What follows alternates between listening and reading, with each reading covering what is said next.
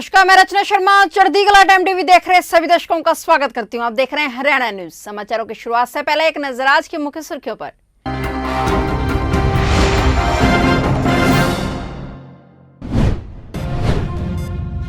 हरियाणा सरकार ने जताया प्रधानमंत्री का आभार, रबी फसलों के एमएसपी बढ़ाने के लिए आभार किया व्यक्त। उप मुख्यमंत्री दुष्यंत चौटाला ने दी गणेश चतुर्थी की शुभकामनाएं। देश भर में आज से गणेश उत्सव की धूम। आर पार की लड़ाई की तैयारी में किसान, 11 सितंबर को करनाल के धरना स्थल पर किसान संगठनों की बैठक।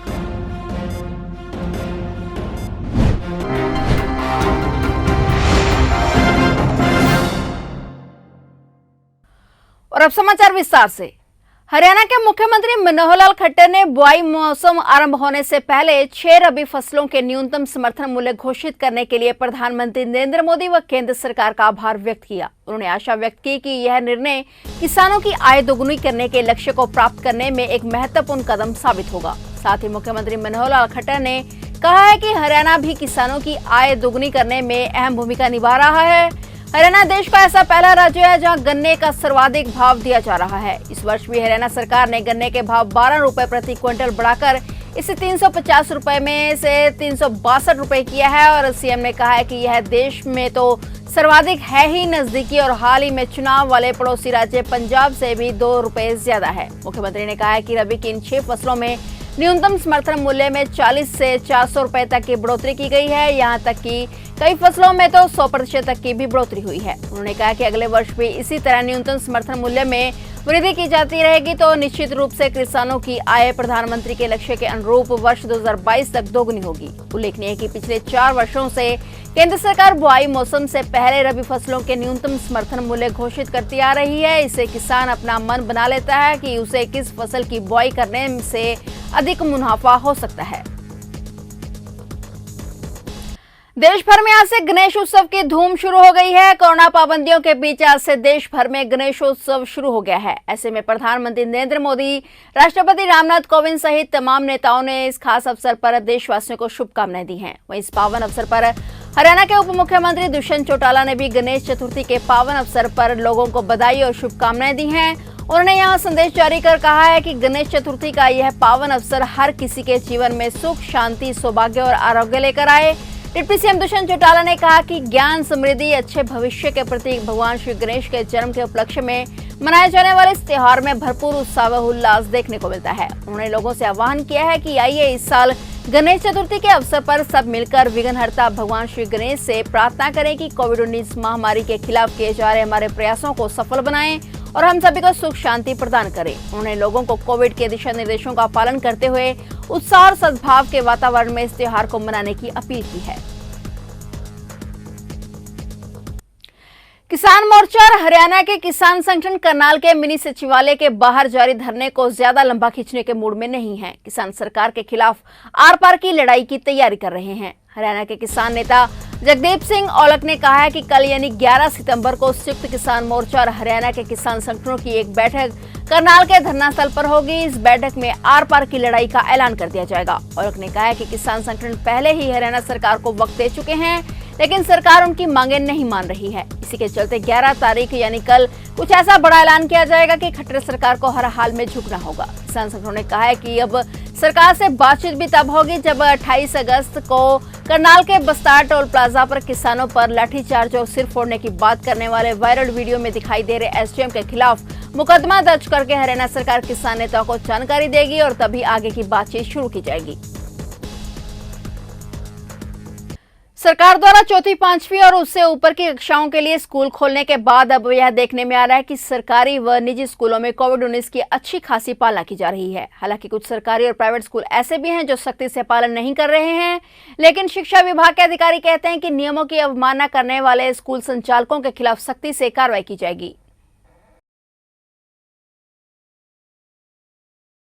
देखो, कोरोना काल में जो भी हमारे को हिदायतें मिली हैं, हमने उन सभी को जब हमारे 6 से 8वीं 8 क्लास 8 के बाद जो 9 to 12 जब भी खुले हैं तो स्पष्ट रूप से ये गाइडलाइंस दी गई हैं कि कोविड समय में सैनिटाइजेशन और mask, hand washing, social distancing और शेयरिंग नहीं करना है।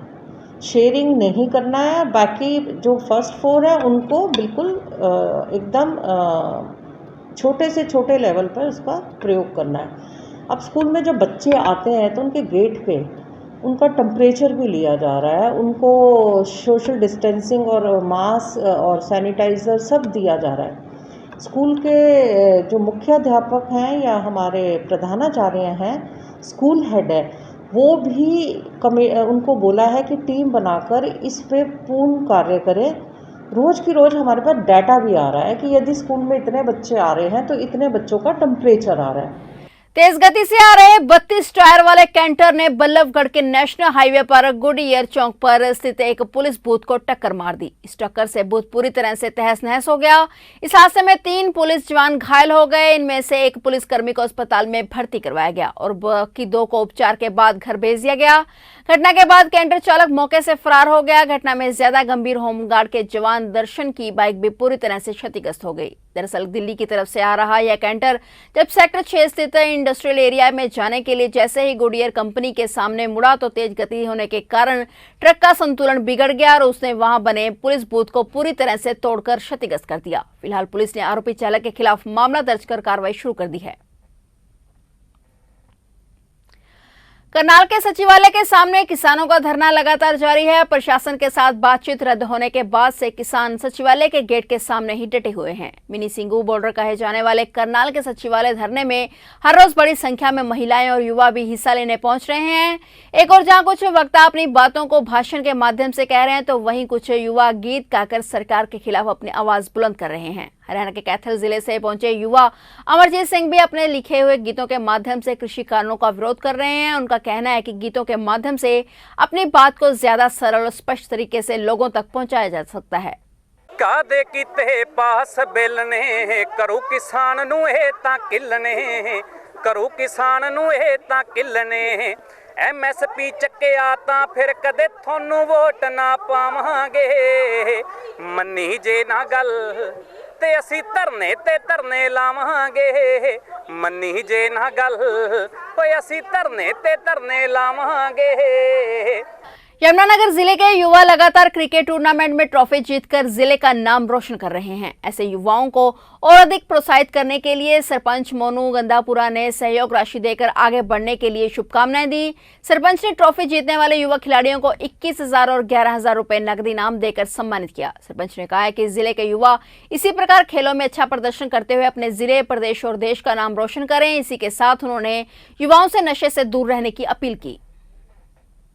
कलायत उपमंडल बिजली विभाग के कार्यालय पर अनुबंधित बिजली कर्मचारी संघ के सदस्यों ने एसडीओ अजय कुमार के दबाव रवैये के खिलाफ रोष प्रकट कर नारेबाजी की। इस मौके पर अनुबंधित कर्मचारी संघ के सचिव संजय कुमार ने बताया कि मौजूदा समय से गुलाब सिंह एलडीसी के पद पर 5-6 वर्षों से लेजर पर काम कर रहा है, मगर इस कर्मचारी पर दबाव व धमकी देकर कंप्यूटर ऑपरेटर का काम लिया जा रहा है, जबकि कंप्यूटर ऑपरेटर की नियुक्ति मनीषा डीईओ की है और कर्मचारी संघ ने चेताया है कि जब तक गुलाब सिंह एलडीसी के कंप्यूटर ऑपरेटर के काम से मुक्त नहीं किया जाता तब तक हमारा धरना प्रदर्शन जारी रहेगा। मांगे तो यही है कि जो हमारा जो एलडीसी है जो अपने पोस्ट पर बैठा है, पिछले लगातार 6-7 साल से उस पोस्ट पर वो कार्य कर रहा है, तो महकमे के पास एक कंप्यूटर ऑपरेटर है, तो एसडीओ साहब और दूसरी यूनियन वाले कह रहे हैं कि भी इसको एलडीसी को उस कंप्यूटर की इस पोस्ट पर बिठाया जाए। तो हम कहते हैं कि जब आपके पास एक कंप्यूटर ऑपरेटर है तो उसको बिठाओ, उससे काम कराओ। तो कहते हैं कि उसको काम नहीं आता। कहता नहीं काम नहीं आता तो हम काम सिखाएंगे, काम तो सीखना ही पड़ेगा। कोई ऐसे थोड़ी ना कि माँ के पेट से निकल के काम सीख के आएगा। तो क्या बहुत से ऐसे रेगुलर कर्मचारी हैं जो लाइनमैन भी बैठे दफ्तर के अंदर एलडीसी का काम कर रहे हैं, तो आप कंप्यूटर ऑपरेटर का काम उन पे नहीं करवाना चाहते हो। तो कहते अगर किसी से बात करें तो वो धमकी देते हैं कि हम आपको नौकरी से हटवा देंगे, हैं आपसे ड्यूटी से रिलीव करवा देंगे, आप अपनी नौकरी बचा सकते हैं तो बचा लो। ऐसे ऐसे ब्लेम लगाते हैं वो हमसे, हमें परेशान करते हैं, जबकि हम सभी अपने अपने काम कर रहे हैं, अपनी जगह पे बैठे हैं, हमारे पीछे से कोई शिकायत नहीं है, हम रूटीन में जो काम करके दे रहे कर रहे हैं। लेकिन एसडीओ साहब से हम 3 बार मीटिंग कर चुके हैं, एसडीओ साहब का कोई रवैया नहीं है। एसडीओ साहब बार बार यही बोलता है अगर काम नहीं करोगे, जहाँ मेरी मर्जी है मैं वहाँ काम करवाऊँगा, अगर नहीं करोगे मैं ड्यूटी से रिलीव कर दूँगा, तुम्हें हटा दूँगा। एसडीओ साहब हाँ जी, दबाव बनाया जा रहा है जी। कस्बा कलायत के वार्ड 11 में रहने वाली किन्नर अलका महंत ने लाखों रुपए की नकदी व आभूषण चोरी होने की लिखित शिकायत कलायत थाना में दी है। अलका महंत ने बताया कि बुधवार रात्रि को गरीब कन्याओं की शादी समारोह में बाहर गई हुई थी और जब उन्होंने घर आकर देखा तो उनके कमरे में रखे हुए उनके लाखों रुपए के गहने और आभूषण चोरी कर लिए गए थे। उन्होंने बताया कि चोरों ने 1 लाख नगद और लाखों के सोने चांदी के आभूषण पर हाथ साफ कर दिया है। उन्होंने पुलिस प्रशासन से चोरों को जल्द पकड़ने की गुहार लगाई है। नाम है जी? मेरा नाम अलका है जी। जो ये चोरी की वारदात हुई ये कब हुई है? ये जी कल रात को हुई थी और मैं बाहर गई हुई थी जी, तो लड़की की शादी थी, उधर मैं शादी में गई हुई थी। तो मेरे को जब सुबह मतलब कल 8 बजे सुबह मेरे पास फ़ोन आया, नहीं बोला आपके घर में चोरी हो गई। तो मैं वही वहाँ रुकी नहीं, मैं हाथों हाथ वहाँ से निकल के आ गई। आके मैं थाने में किधर मैंने देखा घर में आके तो अंदर ताला टूटा हुआ था, अलमारी का पैसे पासे सब कुछ ले गए थे जी। मेरे कानों की बाड़ियाँ थी, 2 जोड़ी अंगूठियाँ थी, 4 एक चेन थी, चांदी थी जी किलो 2 किलो, 1 लाख रुपए पड़े थे अलमारी में और निकाल के ले गए। इधर से जी इधर तो मेरे कैमरे लगे हुए हैं, गेट है सामने, इधर भी ऊपर भी कैमरा लगा है। इधर मेरे पशु रखती है जी, पशुओं की तरफ से आगे इसके गेट तोड़ के फिर अंदर बढ़ के सामान लेके गए थे जी। ये लगभग कितने रुपए का नुकसान आया? जी होएगा 5-6 लाख रुपए का नुकसान। तो पुलिस में आपने कब दी? हाँ, मैंने जी कल आके फिर पुलिस में इधर देख के फिर मैं पुलिस में दरखास्त दे के आई थी। उन्होंने कानून कार्रवाई करी, वो आए थे यहाँ देखने के लिए, मौका भी देख के गए थे जी। आपको इसमें आपको सूचना दी थी? आपको किसके माध्यम से सूचना मिली? ये जी मेरे घर में काम करती है लड़की, उसने फ़ोन किया था, वो बोली मौसी ऐसे ऐसे बात हो गई। तो मैं फिर आई, उस लड़की को भी कल भी उन्होंने बुलाई थी, मैं लेके गई थी वहाँ थाने में। फिलहाल हरियाणा न्यूज में इतना ही। तब तक के लिए देखते रहिए चढ़ती कला टाइम टीवी और मुझे दीजिए इजाजत। धन्यवाद।